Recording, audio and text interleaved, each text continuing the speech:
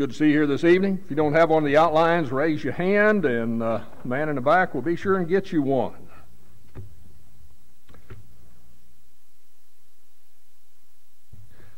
In the book of Romans, in the first chapter, let me read a few verses while he's handing the outlines out. Beginning in verse 26, it says, "For this cause God gave them up to vile affections. The women did turn the natural use into that which is against nature. The men, leaving natural use of women, burned their lust one toward another."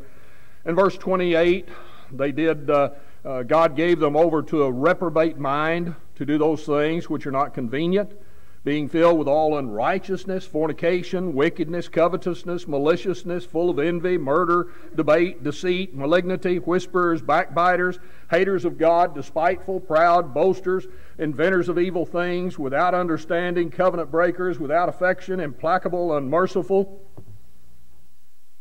Sound like some awful people. Over in the book of 2 Timothy, in the 3rd chapter, in verse 4, verse 1 through 4. It says, "In the last days perilous times shall come. Men shall be lovers of their own selves, covetous, boasters, proud, blasphemers, unthankful, unholy, without natural affection, truce breakers, false accusers, incontinent, fierce, despisers of those that are good, traitors, heady, high-minded." You look at that, and you see all of those things going on, and it gets pretty discouraging. But then you think about it, and you think, wait a minute, that just sounds like our daily news anymore. There's all sorts of things like that going on within the city around us, within the state, the country, the world. And you think about, what in the world is happening? What's going on? Well, if you were reading with me, you'd notice I skipped over a couple of things in there. In verse 30 of Romans 1, it says, "Backbiters, haters of God, despiteful, proud, boasters, inventors of evil things, disobedient to parents." Over in 2 Timothy, the 3rd chapter, "Lovers of their own selves, covetous, boasters, proud, blasphemers, disobedient to parents." You see, in the midst of that, you find that really it gives us the answer of what's happening to the world. What's happening to the world, and what has been happening for years and years and years, thousands upon thousands of years, is that society reaps the fruit of what is in the home or what's lacking in the home. Disobedient to parents. Whenever children are brought up with that attitude that they have the right to do whatever they want, then in fact it carries over to society, and you find all of these things there. You look and you see that the home is broken. The home is in trouble. I have a brother who retired from law enforcement. We have a policeman in the congregation. We have those who work in the education system. We have people who work in so many varied capacities that they're exposed to it.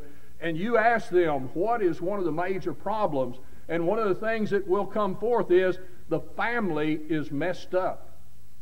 Why is it that kids act this way? Why is it adults act this way? Because that's what they were when they were kids, and that's what you get when they get older, except now they're, quote, on their own. And they dig in a little deeper even.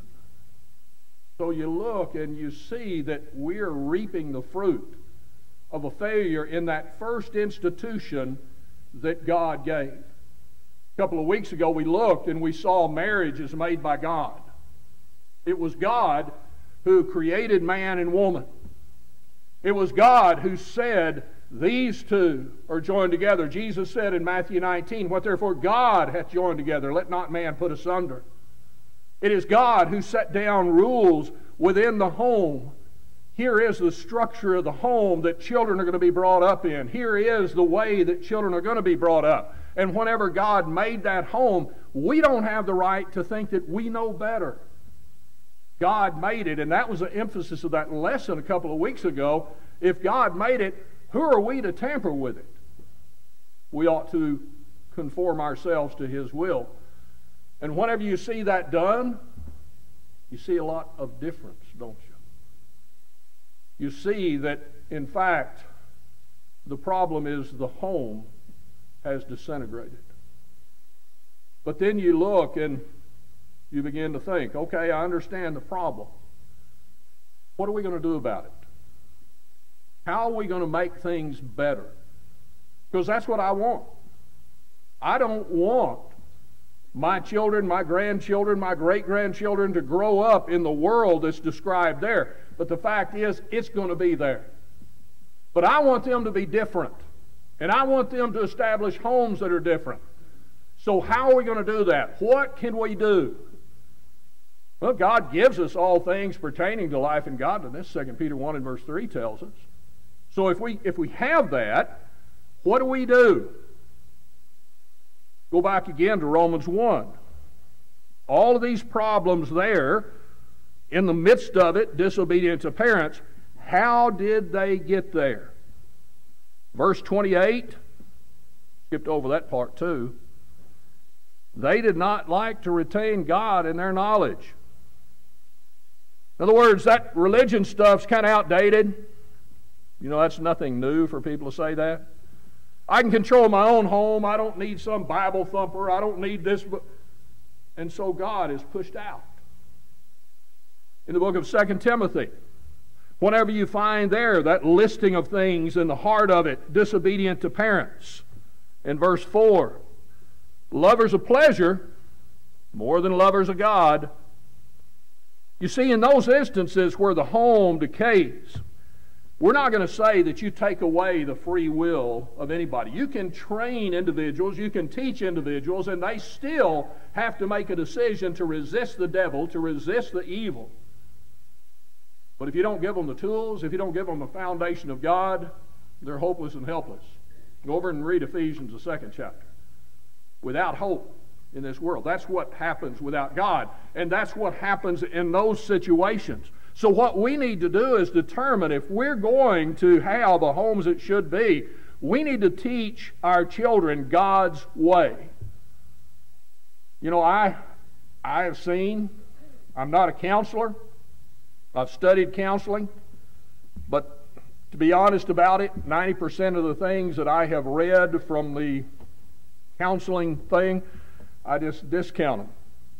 The things that are good in counseling are there because they're based upon the principles of God. And so I have the opportunity to sit down with people at times.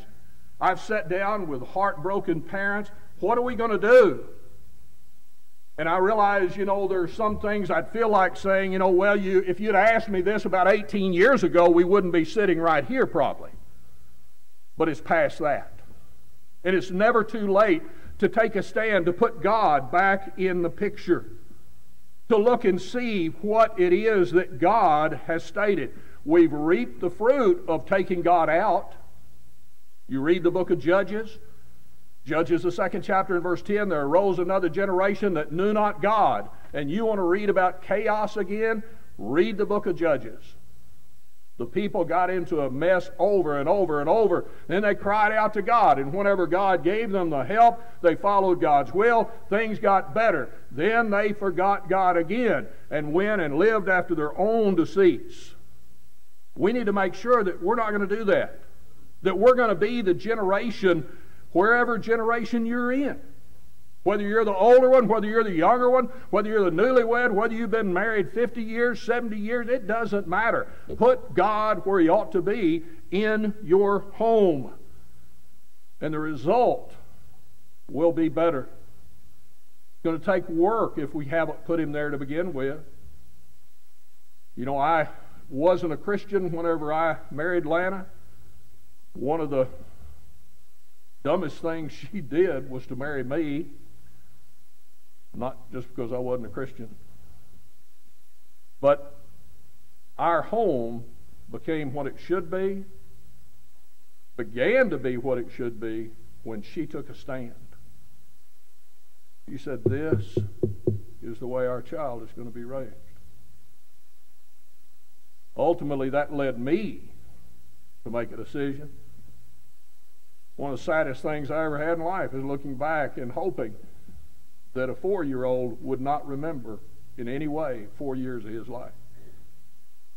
He wasn't bad, but he was exposed to somebody who wasn't the pattern that I want him to follow.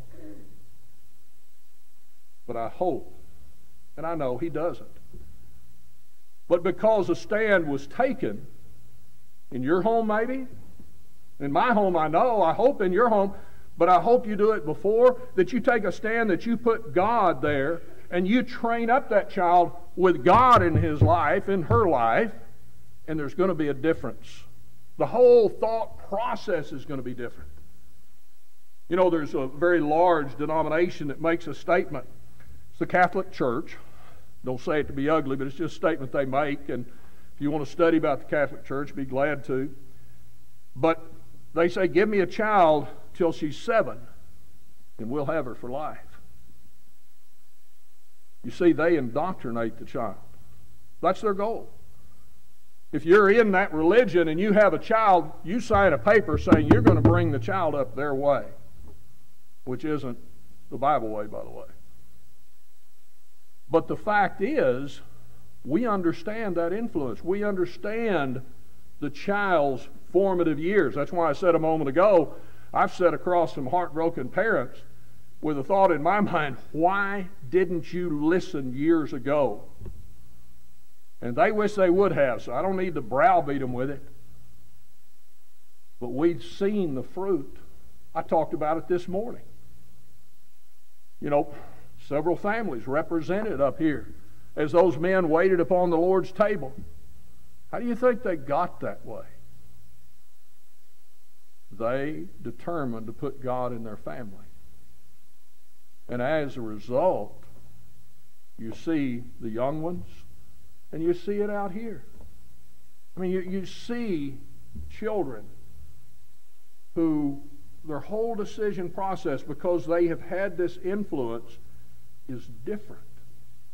They're amazed at things that kids do when they're young age. And you don't even want them to watch the news, but whenever they do, they look and they're in horror. How can anybody do something like that? What makes them different? God. God is put in the family. But the importance of it is seen in that what the family is. You look and you ask the question, what's happened to society? The family. I mean, society is a mirror of what a family is.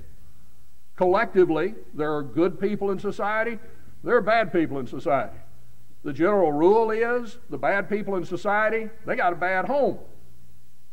I mean, the rule isn't that you live, you're a godly individual, then you go sell drugs on the corner, or you go out and you drive by somebody's house and shoot them, or you do all those other ungodly things. The rule is the family is going to provide a benefit to society.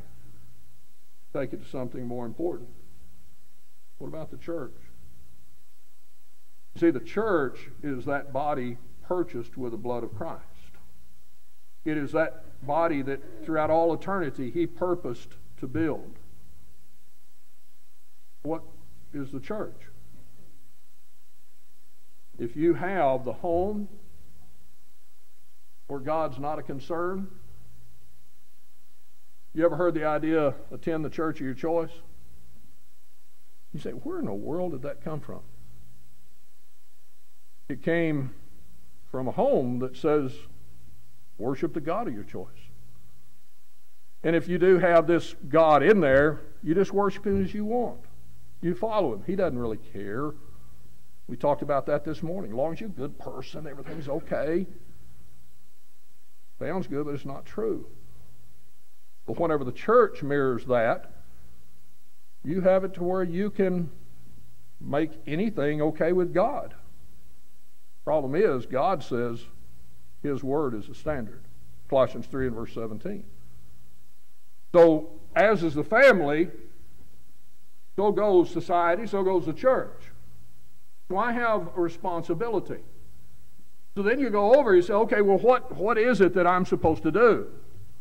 Well, there's a lot of places we could go to look for that, but if you go to Ephesians, the 6th chapter, you look in verse 1 through 4. Now, Ephesians 5, we looked at it briefly. Last week, we noted the roles of husband and wife, and we saw that without the foundation of the very purpose that man and woman are to be corresponding parts, they are there to help, to exhort one another, to encourage one another, through this life and into eternity. They are there, founded upon love that they have one for another. Based on that, you go to Ephesians 5 and you look at the instructions. Here's the husband's role, here is the wife's role. You look at Ephesians 5, Titus 2, other passages, and they make sense whenever you put it on God's foundation. But then in chapter 6, he gets a little farther into the family. He says, children, obey your parents in the Lord, for this is right. Honor thy father and thy mother, which is the first commandment with promise, that it may be well with thee, that thou mayest live long on the earth. Ye fathers, provoke not your children to wrath, but bring them up in the nurture and admonition of the Lord. You look at that and you find in there, there's so much said. We could look at a lot of different things, but I just want to look at 3 things out of there that help us to understand a little bit more about what God says about children. He says, first of all, there is a charge. In verse 1, there are requirements that are given. He says, children, obey your parents in the Lord. Obey. Now in society, nobody has the right to tell me what to do. In the church, I don't care what that guy standing up there says. I'm going to... there's no authority that is looked at and seen as a true authority. Why? Children, obey. You look, we talked about husband and wife relationship. And the Bible says, wives, you are to submit yourselves unto your own husbands as unto the Lord. Society says you can't do that. That's demeaning. Well, go back 2 weeks ago or a week ago and look at that lesson, listen to it. Nothing demeaning about it. It's founded on love, and any time in love there has to be a structure. You have a home. It can't be everybody does what they want. There has to be some type of authority there. That's God's authority. But we noted too, whenever you have the proper relationship, you actually start back in verse 21, submitting yourselves one to another in the fear of the Lord. You see, the husband-wife relationship isn't, you're going to listen to me no matter what. If it comes down that ultimately a decision has to be made, yeah, the man has the authority to make it. But founded on what it is, he's going to look and he's going to make the decision, not being selfish for self, but anxious for his wife. And so there is a decision going to be made, but she's not going to worry about it being made. He's just after his own stuff all the time. You're each submitting to one another. You're each trying to do what you can to help each other. So there's not a problem in that. But if children don't see that in the home, they don't learn anything about obedience. But whenever you have that in there, I mentioned last week, sometimes men say, well, I can't make my wife submit to me. What's wrong with her? You can't make her submit. Not much submission if you make somebody, is there? You see, it's her character that she determines, yes, you are. Here's the role that God has placed me in, the role that placed you in. I am the house manager, but ultimately you have the authority in the home. Well, that's something that has to be decided because you do so in the fear or reverence of God in verse 21. But when it comes to children, you teach them about that. And so whenever the child, today we live in a society in which you don't want to warp the little child's mind by telling them no and making them understand it. Now, you control your child, you bring them up in the way you want, but the Bible does not condemn various kinds of punishment, repercussions in the home.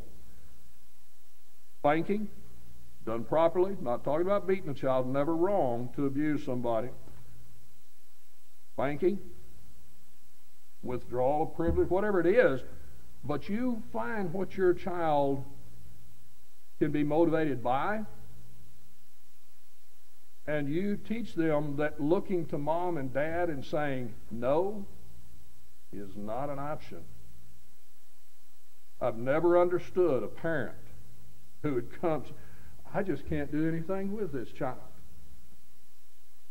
My little simple mind, I say, yeah, you can. I'd like to get up and illustrate it, but can't do that. I'd like to get over, pick the child up, reach them over, and whop them on the bottom and set them down. You can do something. Tell them no. You're not going to warp them, you're going to mold them to understand what authority is. Children, obey your parents in the Lord is not a divine suggestion. It is a command, and children need to be brought up understanding there is authority in this home. You are a child in my home. I am the parent, and what I say goes. That's it. Now, you train them up in a proper way, but they learn at a very young age, whenever you say no, that means no. You don't argue with them. You don't bribe them. You don't plead. You don't negotiate. That's what happens in the world. That's why we see it in the world. When I grew up, I was talking about police. When I grew up, you get stopped. I was stopped whenever I was a teenager, thrown up against the car and searched. I did nothing. But I guarantee you, I didn't turn around and spit in anybody's face or start screaming and hollering, "Who do you think you are? You can't treat me this way." If I would have, once I got released from there, my dad would have, as a teenager, demonstrated what he said. You may be bigger than me, but I'll take a 2x4 and soften you up if I have to. That wasn't an option. Authority was authority. I learned that from a young age. I learned that whenever my father, my mother said no, that meant no. Whenever they said, you do this, that meant do that. Were they mean to me? I had the most loving parents you could imagine. If you'd have known them, you'd have stood in awe. There was never a question about their love, but there was never a question about their authority. You teach a child, obey. You teach them there are requirements that are there. You go over, you look in the book of Proverbs, read through the book of Proverbs sometime and just start marking down. Jacob and April, they've got a child on the way. Go through there and look. And this is something that needs to be decided before the child is really conceived, but before the child is born. Here are the responsibilities that the child is going to listen to the parent. And you train them up and you teach them the consequences. Talked about you find out what you can do to make them obey. My dad, he firmly believed in spanking. I can close my eyes and I can remember the sound of his belt coming out of his pants at night and the chains rattling and the whop, whop, whop as it went through various loops. And then as he rolled it around and he doubled it and he snapped it, by the time he got to me and my brother's room, we were sweating. But one of the most frightening things that we'd face is whenever he would sit down. Okay, son, here's what you did. He'd say, you want a whipping or you want a talking to? I'd say, give me a whipping. Once I got a little older, he gave me a talking to. And by the time he got through, I understood what I had done.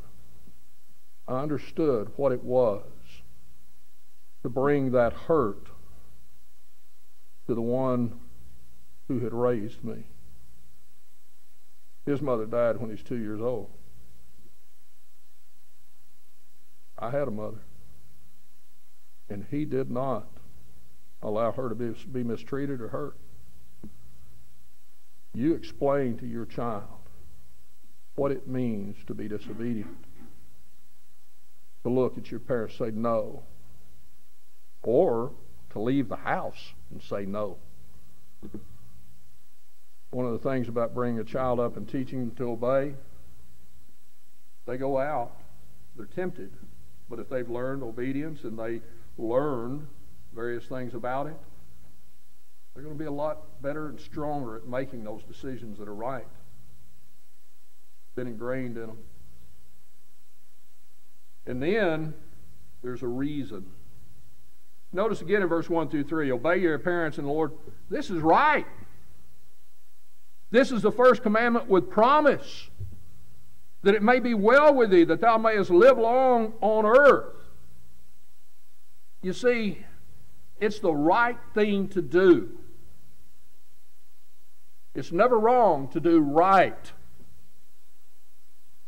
Our children need to understand, why do you do this? Well, because God has said, children, obey your parents. But then the whole decision process, you do that with your parents and you learn that what you do the right thing. And that whenever your parents, and I'm assuming now that we're parents who are teaching godly things, that we are parents who are teaching them, you do this, you don't do this. And you give them a reason, but it is right. In the book of Colossians, the parallel passage in chapter 3 and verse 20, it says it's well-pleasing to the Lord. You know, my dad would sit me down, tell me what I'd done to my mother. I've set my children down. I've heard the mama set them down. But what do you think the Lord thinks about this? You think the Lord's happy with this? You think that pleased Him? See, it's well-pleasing to the Lord. He is the standard. He is the one that gives the commandment. It is the first commandment. Again, you teach children, there's right and there's wrong in this world. The standard isn't what your friends say, what everybody else is doing, what the society may decide, what the government may decide, what anybody says. What God says goes. This is the first commandment. God said so. We need to teach ourselves that there is a standard. We need to know right and wrong. We need to know why. And whenever you tell your children, you do this, you don't do this, we're to be training them, and you give them a reason. You know, ultimately, it comes, I'm your dad and I said so. I'm your mom and I said so. That's it. But if we are bringing them up to see that it's a commandment from God, what are we going to tell them? Okay, you asked to do this. You want to go to this place. Or you said this, you talk this way, or whatever it is. Let's sit down and think about this. Number one, you're not going to go there. You're not going to talk like that. You're not going to be with these people. And here is why. And you explain to them. 1 Corinthians 15:33. You're not going to go with those people because evil companionship. Here's what it can do. It can corrupt you. And I'm not going to let you get into that situation. You're not going to go there because it's wrong to be engaged in those activities. And here is why. And you study the Bible with them. Now, if they are still learning and they get to the point and say, well, I don't understand. Okay, we'll continue to study it, but right now you need to understand, I said no, that's it. You see, there isn't an option. But they need to understand that this is a commandment from the Lord, that God said so, here it is. And whenever we have commandments, we can't just say, Lord, Lord, and everything's fine. We've got to do what He says. Luke 6 and verse 46. Whether we eat, drink, whatever we do to the glory of God. 1 Corinthians 10 and verse 31. Does this place you're going, does this thing you're saying, does this person you're running with, does that glorify God? If not, it's out, isn't it? So you teach them that this is a commandment. And then you point out that there are blessings to this. You know, it's right. Number one, you can sleep at night because you know what you did is right. You don't have to worry about mom and dad or somebody else finding out what you did because you did the right thing. But then it is such that it's going to be well with you. You're going to live in such a way on this life. You know, you may not have the most money. You may not have the biggest house, but it works better.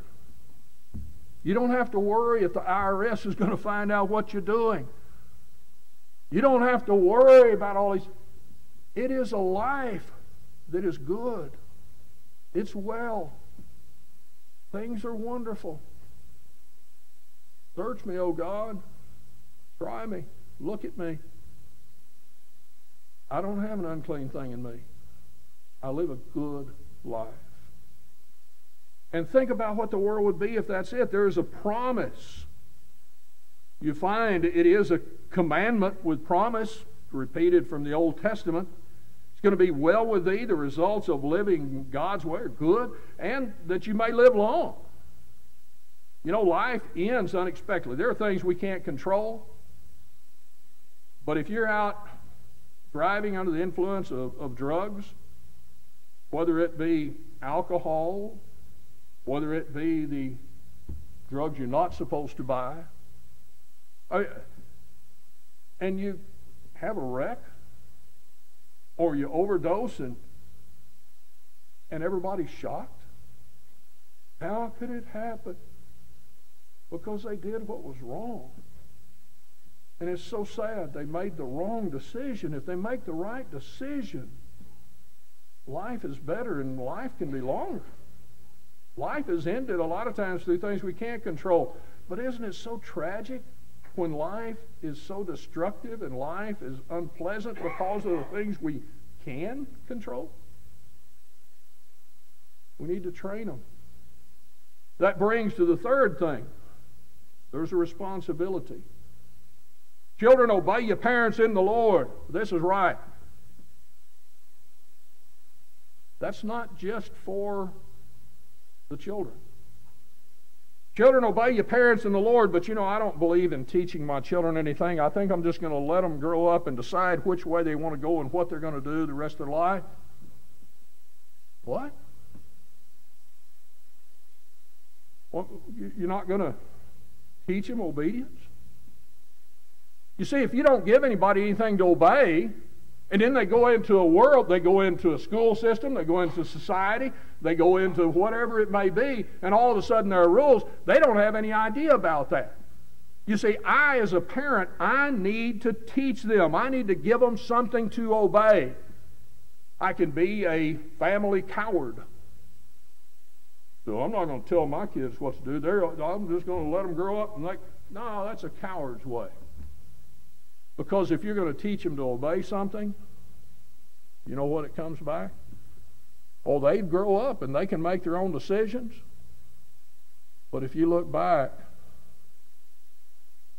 and you've never taught them what to obey, and you lay awake at night and your heart aches because you think, why didn't I? They didn't know. They had a responsibility to learn, but God gave me the responsibility to teach my children something. It even tells it what it is. Bring them up in the nurture and admonition of the Lord. And don't fall for that thing. Do as I say, not as I do. What? You know, one of the greatest teaching tools we have? Life. Philippians, the 3rd chapter, in verse 17, Paul says, mark them who walk so as we, for example. He said of himself, 1 Corinthians 11, the 1st chapter, be followers of me as I am also of Christ. How dare me tell my children, what are you doing? Why are you taking that? Why are you... And I smoke my little cigarette, or I take my little drug, I drink my beer, I say that joke, I say those words. How dare you do that? And what you're saying is, you're not big enough yet to act like a fool. You're not big enough yet to get drunk. One drink drunk. Now, I don't go there, well, I don't drink enough to get drunk. That's one of the stupidest statements ever made in this earth. But you tell your children don't do this, and then the example isn't there. Put God first. But when you get older, you don't have to. And then we're shocked at why they're different. Bringing them up in the nurture and admonition of the Lord means I set an example. Romans, the 2nd chapter, you find where the Apostle Paul talking about the Jews and the Gentiles. He asked a question. Thou that teachest another, teachest thou not thyself? I don't think that has application to the home? That I can tell my children one thing and do another? You know, I know one family that's tragic. They were a spiritually minded family at one time, it seemed. Father ultimately left his wife, got involved in another woman, moved in with her. One of the heartbroken children went to him and asked him, how can you do that? And talked about an example. And he looked at his own child. Said, you can't use me as an example.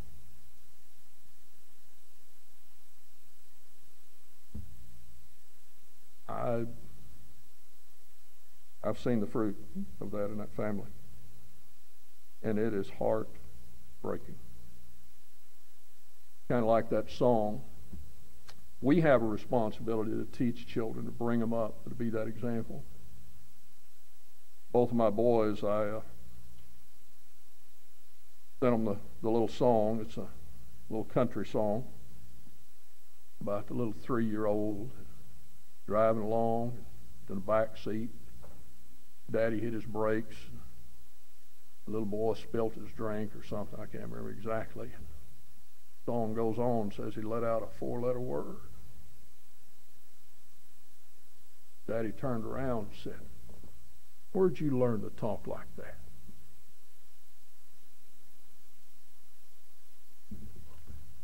Little boy said, from you, Daddy. I'm going to be like you. I'm going to be your buckaroo. Well, of course, that caused some change, and the song goes through as our life should. And it ended up, the man walked by and heard that little boy pray.